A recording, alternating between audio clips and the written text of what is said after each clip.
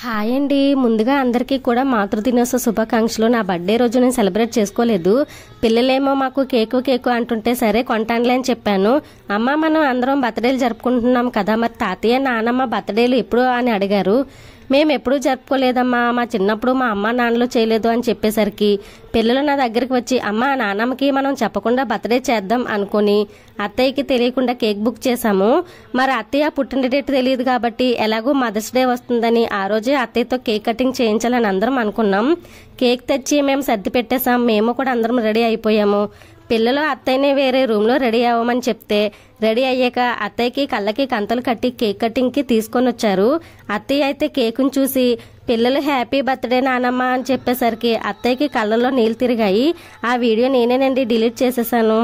అయితే మొత్తానికి మేము పిల్లలు ఫస్ట్ టైం బర్త్డే చేసాం అత్తయ్యకి. హ్యాపీ బర్త్డే అత్తయ్య, హ్యాపీ మదర్స్ డే. మరి పిల్లలు అత్తయ్యకి తెలియకుండా చేసిన బర్త్డే మదర్స్ డే ఎలా ఉంది కామెంట్ చేయండి. వీడియో నచ్చితే లైక్ చేయండి.